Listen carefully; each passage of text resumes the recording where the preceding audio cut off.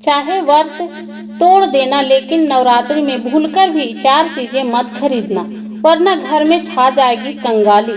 नमस्कार दोस्तों, हमारे चैनल में आपका स्वागत है। नवरात्रि का पावन पर्व जब भी आता है तो हर घर की भक्ति, उल्लास और सकारात्मक ऊर्जा का संचार हो जाता है। लोग माँ दुर्गा के 9 स्वरूपों की आराधना करते हैं, व्रत रखते हैं, घर की साफ सफाई करते हैं और जगह जगह में प्रतिमा सजाई जाती है। लेकिन क्या आप जानते हैं नवरात्रि कितनी शुभ और मंगलकारणी मानी जाती है? उनकी संवेदनशील से भी होती है। जी हाँ दोस्तों, क्योंकि इन 9 दिनों में किया गया हर कार्य सीधा माँ दुर्गा की कृपा या नाराजगी से जुड़ जाता है। कहते हैं कि नवरात्रि में माँ पृथ्वी पर निवास करती है, अपने भक्तों की हर प्रार्थना सुनती है।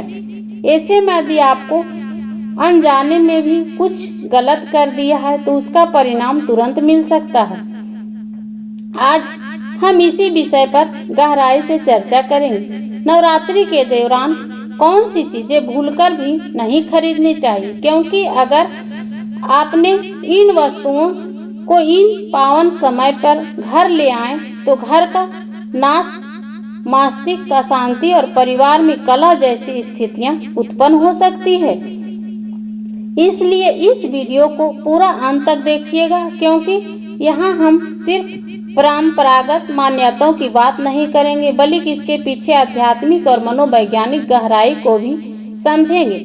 जब आप इस सच को जानेंगे तो खुद महसूस करेंगे इन नियम केवल आस्था नहीं बल्कि जीवन में संतुलन से जुड़े। 9 दिनों में माँ दुर्गा के 9 रूपों की पूजा का विधान है। शैलपुत्री, ब्रह्मचारिणी, चंद्रघंटा, कुष्मांडा, स्कंद माता, कल्याणी, कालरात्रि, महागौरी और सिद्धिरात्रि। हर दिन माँ के एक रूप की साधना करके भक्त अपनी मनोकामना की पूर्ति करते हैं। अब जानते हैं कि सबसे महत्वपूर्ण प्रश्न यह है, आखिर में कौन सी चीजें जिन्हें नवरात्रि के 9 दिनों में खरीदना वर्जित माना गया है। मान्यता है कि इन वस्तुओं को खरीदने से घर में दरिद्रता आती, धन पानी की तरह बह जाता और माँ दुर्गा का नाराज हो जाती। नवरात्रि का समय शक्ति और साधना का होता है, न कि भौतिक ऐश्वर्य, नई वस्तुओं इकट्ठा करने की। इसलिए शास्त्रों में यह स्पष्ट निर्देश दिया गया है कि इन दौरान केवल पूजा सामग्री, आवश्यकता वस्तुओं लेनी चाहिए। लोग नवरात्रि में नया घर, नया वाहन, नए कीमती सामान लेने भी की सोचते हैं, लेकिन शास्त्रों के अनुसार वह समय आध्यात्मिक उन्नति का है, भौतिक विस्तार का नहीं। यदि इस अवधि में बड़े लेन देन किए जाए तो अपने अड़चने आती है, विवाद बढ़ती है और धन हानि हो सकती है।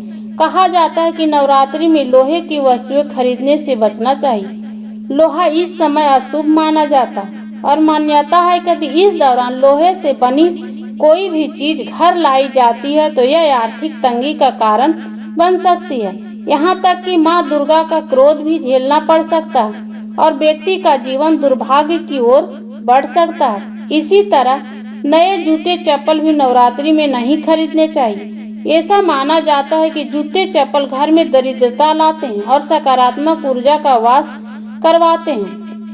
विशेषकर शनिवार, गुरुवार को इस तरह की खरीदारी करना नहीं चाहिए, क्योंकि इससे अचानक परिवार का कष्ट आ सकता है। मसूर दाल भी इन 9 दिनों में वर्जित मानी जाती है। धार्मिक मान्यताओं के अनुसार इसका संबंध मंगल ग्रह से है और इसके सेवन मन में उम्र और तामसिक विचार उत्पन्न होते हैं।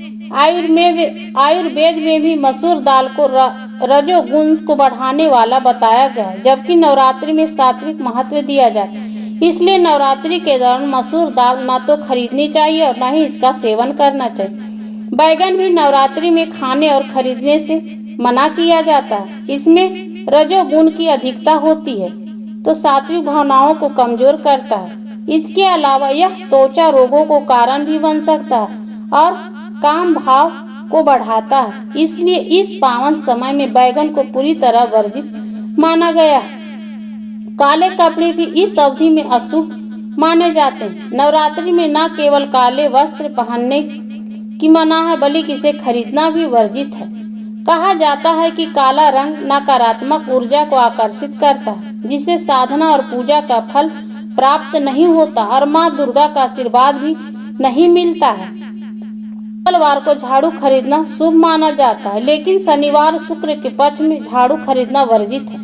इन दिनों में झाड़ू लाने से घर में नकारात्मक ऊर्जा का प्रवेश होता है, इसलिए शांति भंग हो जाती। चावल को भी नवरात्रि में खरीदने से मना किया गया है।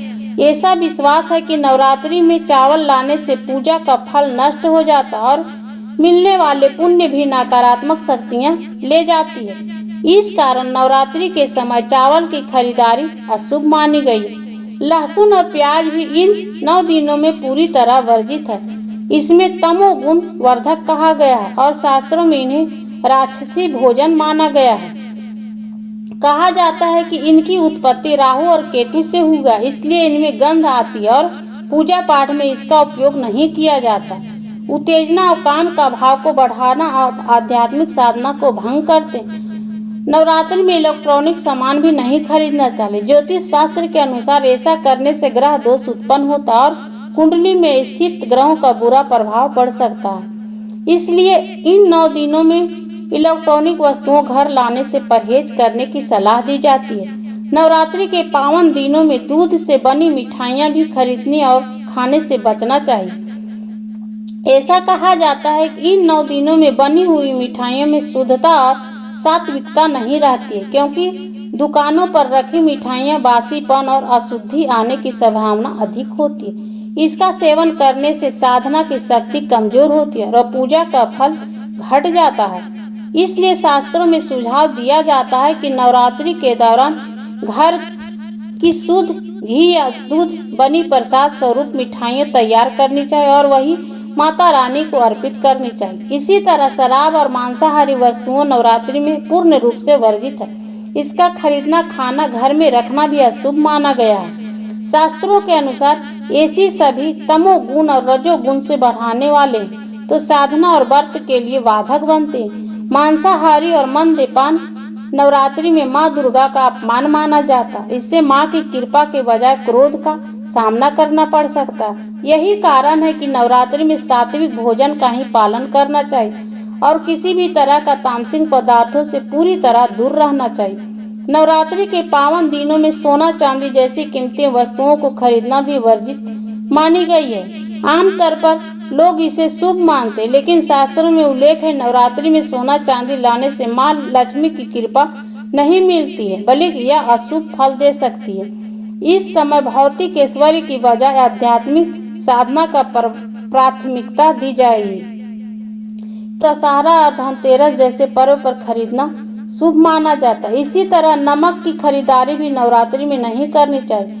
नमक को जीवन को मूल आवश्यकता माना गया है, लेकिन शास्त्रों में बताया गया इन अवधि में नमक खरीदने से पितरों का आशीर्वाद बाधित होता और घर में धन की हानि हो सकती। नमक को श्राद्ध पक्ष और नवरात्रि जैसे पावन समय में खरीदना दोस्तों, इसलिए आप सभी को निवेदन है कि इस नवरात्रि में अगर कुछ खरीदना ही है तो केवल पूजा सामग्री, माता के श्रृंगार के सामान, दान के लिए वस्तुओं ही ले। शेष सभी खरीदारी जो 2 अक्टूबर यानी दशहरा के बाद के लिए टाल दें। अगर आपको यह जानकारी उपयोगी लगी हो तो इन वीडियो को लाइक करें, चैनल को सब्सक्राइब करें और कमेंट में पूरे दिल से जय माता दी, जय माँ दुर्गा अवश्य लिखें। आपकी आस्था और भक्ति ही इस चैनल की असली शक्ति है।